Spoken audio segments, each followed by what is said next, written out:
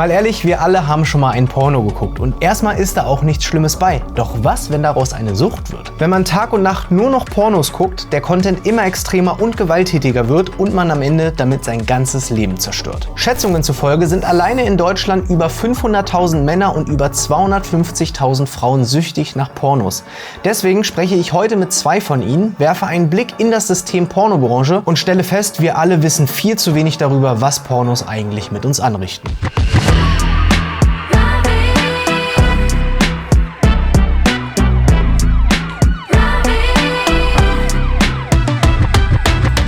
Solche Recherchen kosten viel Zeit und viel Energie. Und damit ich solche Themen überhaupt in dieser Tiefe darstellen kann, brauche ich natürlich Partner, die das Ganze mittragen. Deshalb ein kurzer Abstecher zu Snox. Und ich schwör's euch, das macht den Unterschied. Zum Beispiel hier bei den Füßlingen. Früher bin ich immer durch die Gegend gerannt und ständig sind mir die Dinger von der Ferse gerutscht. Und dann hängst du da rum und musst die erstmal wieder hochzuppeln. Mega unangenehm. Bei Snox haben die hier hinten drin ein kleines Silikonpad. Klingt erstmal total unspektakulär, ist aber genial. Denn dadurch bleiben die Dinger hinten auf der Ferse, rutschen nicht runter, du spürst nichts, aber die Socken bleiben da, wo sie hingehören. Oder zum Beispiel die Sneakersocken. Die haben hier einen eingebauten Schweißstreifen, damit die Füße immer schön trocken bleiben. Und was ich besonders feiere, ist die Passform. Nichts reibt, nichts schneidet ein, einfach Chokisel. Und ja, sogar bei den Boxershorts merkst du den Unterschied. Normalerweise rollen die sich ja nach ein paar Minuten am Bein hoch und man muss ständig korrigieren. Mega peinlich, aber bei den Snox Boxershorts passiert das nicht. Ein weicher Bund, kein störender Zettel und auch noch super angenehmes Material. Und dann merkst du, wie viel entspannter es ist, wenn es nicht ständig irgendwo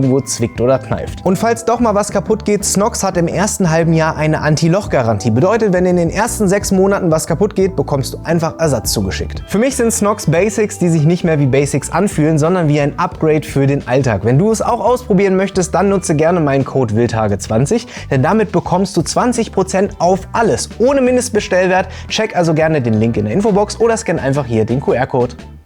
Heute bin ich in Leipzig und hier treffe ich mich gleich mit einem Mann, der von sich selbst sagt, er sei pornosüchtig. In einem Online-Forum schreibt er seit Jahren über seine Sucht und sagt auch, dass er seitdem kaum noch rausgeht, dass er nächtelang Pornos schaut und dass das Material, das er schaut, auch immer härter wird. Ich kenne seinen Namen nicht, ich weiß nicht, wie er aussieht, aber was ich weiß, ist, dass Pornos sein Alter kontrollieren und das schon seit mehr als 10 Jahren. Denn seitdem versucht er da rauszukommen und heute spricht er das erste Mal offen darüber. Erinnerst du dich noch daran, wann du das erste Mal mit Pornografie in Kontakt gekommen bist? So mit 12, 13 ging's los. Meine Mutter ist früh gestorben. Ich bin bei meiner Oma aufgewachsen und in der Pubertät waren Pornos schon für mich so eine Art Flucht, würde ich sagen. Andere gehen in Therapie oder machen das mit sich selbst aus. So bin ich damit umgegangen. Dass ich mit Pornos ein Problem habe, das habe ich aber erst während Corona gemerkt. Da hatten wir Kurzarbeit, man konnte eh nicht raus und die Zeit habe ich eben genutzt, aber leider nicht produktiv. Wie kann man sich das vorstellen? Also morgens aufstehen und dann den ganzen Tag Pornos schauen. Ich habe damit Tage vergeudet, das kann man nicht anders sagen. Also natürlich auch mit Pausen, vielleicht mal auf Klo oder was essen, aber auch mal den ganzen Tag durch. Das längste am Stück waren schon so 10 Stunden. Ich bin teilweise um 9 Uhr wach geworden am Wochenende und habe dann bis 2, 3 Uhr morgens am nächsten Tag konsumiert. Also wenn jemand eine Diät machen will, dann legt euch eine Sucht zu. Was für Auswirkungen hatte das Ganze für dich? Hast du da irgendwelche Nachteile auch gemerkt? Wenn ich jetzt Sex haben möchte, dann geht das eigentlich gar nicht mehr. Ich habe massive Erektionsprobleme. Mein Hirn ist desensibilisiert und echte Frauen reizen mich nicht mehr. Wenn normaler Sex mit einer Frau eine 10 wäre beispielsweise, also was Glückshormone angeht, dann sind Pornos bei so 120, würde ich sagen. Und ja, wie Sportler Hornhaut an manchen Stellen haben, habe ich halt Hornhaut an bestimmten Körperteilen, sage ich mal. Also wo eigentlich keine Hornhaut sein sollte. Und ja, die Zeit, die ich dadurch verloren habe, ja, ich hätte in dieser Zeit so viel machen können. Ich hätte Leute kennenlernen können. Wann kam für dich dann der Punkt, wo du gesagt hast, ich merke, irgendwie tut mir das alles nicht gut? Worin hat sich das geäußert und was hast du als erstes versucht, dagegen zu unternehmen? Ich habe natürlich versucht aufzuhören, aber ich habe richtige Entzugserscheinungen bekommen. Auch körperlich, Zittern, Angstzustände, Kopfschmerzen.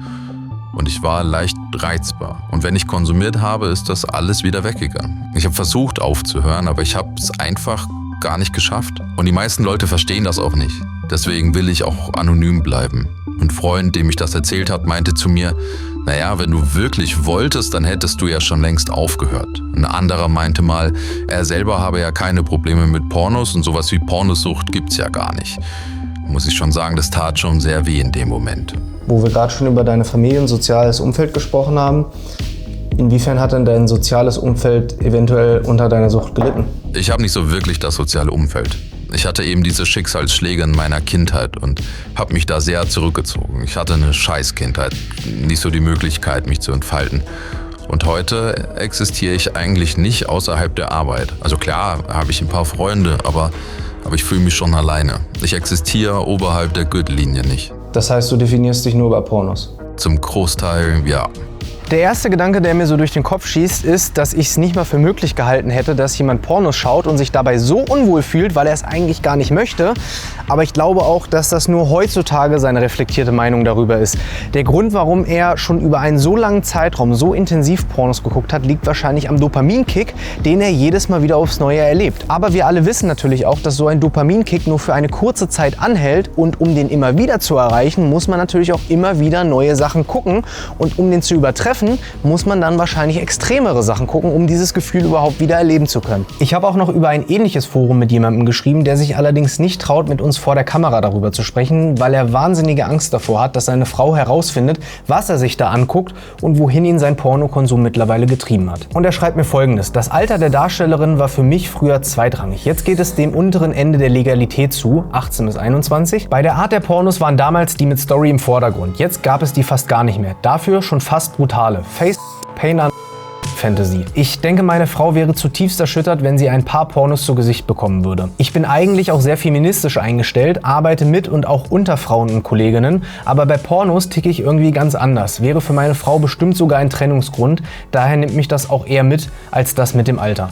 Und er hat uns auch noch geschrieben, dass er sich eigentlich persönlich gar nicht süchtig fühlt, er es aber auch nicht ganz ausschließen kann, weil er es vielleicht auch so ein bisschen verdrängt und weil ihm vor allem die Diagnose fehlt. Der Fall zeigt aber so oder so, dass es bei der Pornosucht natürlich immer krassere Reize braucht. Aber wir wollen natürlich auch herausfinden, wie es überhaupt zu einer Pornosucht kommen kann. Das werde ich jetzt auch mal Professor Dr. Rudolf Stark von der Uni Gießen fragen. Der leitet dort nämlich die große wissenschaftliche Studie Pornlos über Pornokonsum. Wir sehen in vielen Experimenten, dass das sogenannte Belohnungsgehirn hier durch eben Pornografie aktiviert wird. Wir sprechen eben jetzt hier insbesondere auch von Endorphinen, die durch die Betrachtung von Pornografie ausgelöst werden. Das Dopaminerge-System ist in dem Zusammenhang eben auch sehr wichtig und dieses Dopaminerge-System ist eigentlich dafür verantwortlich, dass wir immer wieder eigentlich auf Pornos zurückgreifen wollen, wenn wir einmal gelernt haben, dass das uns in einen angenehmen Zustand versetzt. Wie muss ich mir die Steigerung vom Content vorstellen? Also, dass man sich quasi immer krassere Sachen angucken muss. Um von Pornografie-Sucht zu sprechen, muss auf jeden Fall ein Kontrollverlust stattfinden. Und was heißt jetzt Kontrollverlust? Kontrollverlust heißt, dass man sich immer wieder aus guten Gründen vornimmt, wesentlich weniger Pornografie zu nutzen oder gar keine Pornografie zu nutzen und an diesem Vorsatz immer wieder scheitert, obwohl man massive negative Konsequenzen durch den Konsum zu ertragen hat. Und wie darf ich mir diese Konsequenzen vorstellen? Das kann sehr unterschiedliches sein. Zum einen ist es eben so diese Fokussierung auf den Pornografiekonsum. Wenn man früher öfters abends weggegangen ist, mit Freunden unterwegs war, ist man nun eben fixiert darauf, jeden Abend eben wieder Pornografie zu nutzen. Das kann eben bedeutsame Schwierigkeiten auch in Partnerschaften, falls sie existieren, bedeuten, dass man feststellt, dass man überhaupt gar keine Lust mehr richtig bei der partnerschaftlichen Sexualität hat. Mich erinnert das stark an meinen eigenen Social-Media-Konsum. Ich meine, wir kennen es alle selber, wenn wir mal Langeweile haben oder zu viel Stress oder einfach mal einen schnellen, intensiven Dopaminkick, dann greift man zum Handy und guckt Insta oder TikTok. Und genau das hat mir Professor Dr. Stark auch bestätigt. Plus hier kommt auch nochmal der sehr starke Sexualtrieb dazu, sodass das natürlich alles nochmal ein bisschen intensiver ist. Für meine Recherche möchte ich natürlich auch mal mit der Gegenseite sprechen und treffe mich deswegen gleich mit der Pornodarstellerin Hannah Secret und möchte von ihr wissen, ob in ihrer Branche auch immer alles krasser, schneller und extremer werden muss. Hast du da in den letzten Monaten, Wochen, vielleicht auch Jahren eine Entwicklung gemerkt, dass das irgendwie sich verändert hat? Schon. Es wird irgendwie immer ein bisschen krasser, habe ich das Gefühl. Also es gibt ja nie irgendwie so einen Deckel für, das ist zu viel. Gerade so die Kaviar-Geschichten oder Natursekt-Geschichten, die nehmen auch extrem zu. Was glaubst du, woran liegt das, dass die Sachen, die gefordert werden, gefühlt immer extremer werden? Ich glaube, dass wir ganz oft irgendwie gelangweilt sind. Also das liegt vielleicht einfach in der Natur des Menschen. Gerade wenn man halt irgendwie eine Vorliebe, einen Fetisch für irgendwas hat, sich dafür interessiert, das vielleicht nicht so ausleben kann in seiner eigenen Partnerschaft, das aber schon interessant findet, ist es einmal dieser Kick, das so heimlich zu machen und ja, für sich. Und wenn man merkt, so man findet es wirklich gut, dann will man natürlich dann auch die Steigerung daraus haben. Das heißt, nach oben hin sind eigentlich keine Grenzen gesetzt? Keine Grenzen. Gab es da denn mal so eine Situation, wie du sie gerade angesprochen hast, wo jemand auch, sag ich mal, den rechtlichen Rahmen verlassen wollte? Ich hatte tatsächlich leider schon mal einen Fall, ja. Derjenige, welche stand auf Bademode, was ja per se nichts Schlimmes ist und wollte mich immer in Bademode sehen. Und ich fand das halt überhaupt nicht verwerflich so.